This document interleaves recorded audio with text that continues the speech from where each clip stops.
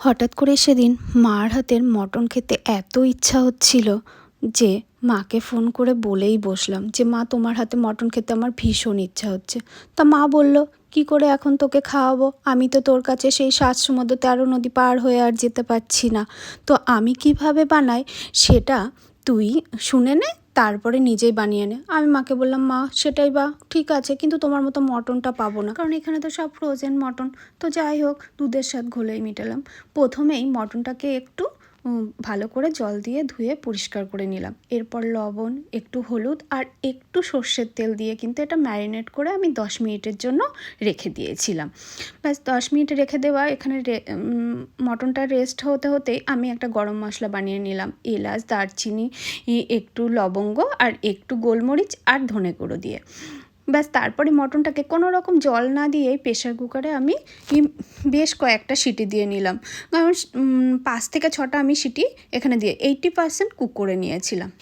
এবার পুরো মশলাটা কিন্তু এইভাবেই আমি শিলবাটায় বেটে নিয়েছিলাম। মা বলে, মিক্সিতে বাটার থেকে শিলনোড়ায় যদি এইভাবে বেটে কোনো রান্না করা যায় তাহলে নাকি তার টেস্ট 2 গুণ বেড়ে যায়। তো আমিও সেটাই করলাম, যেহেতু মার হাতের মটন খেতে ইচ্ছা হচ্ছিল। মাও ঠিক এইভাবেই এই শিলবাটায় বেটেই এই রান্নাটা করে।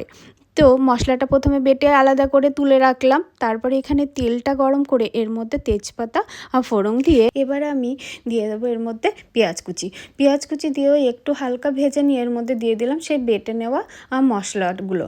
ব্যাস দিয়ে একটু হালকা কষিয়ে নিয়ে আমি এর মধ্যে দিয়ে দেবো সিদ্ধ করে রাখা সেই মটন। তোমরা দেখতেই পাচ্ছ এখানে মটনে কিন্তু কোনো রকম জল আমি ব্যবহার করেছিলাম না, কিন্তু তবুও মটন থেকে সুন্দরভাবে জল বার হয়ে এগুলো কিন্তু সিদ্ধ হয়ে গেছে। তারপরে একে একে মটনগুলো সব দিয়ে ওই মশলার সঙ্গে খুব ভালোভাবে মিশিয়ে কিন্তু আমি একটু হালকা কষিয়ে নিলাম।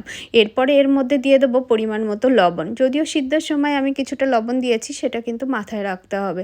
তারপরে দিলাম এখানে ধনে গুঁড়ো আর কাশ্মীরি লঙ্কার গুঁড়ো। ব্যাস দিয়ে খুব ভালোভাবে কিন্তু এটা কষিয়ে নেব। এবার একটু কষানো হয়ে গেলে এর মধ্যে দিয়ে দিলাম টক দই দিয়েও কিছুক্ষণ কষিয়ে নিয়ে এর মধ্যে আমি দিয়ে দেবো যে মটনের স্টকটা ছিল সেটা।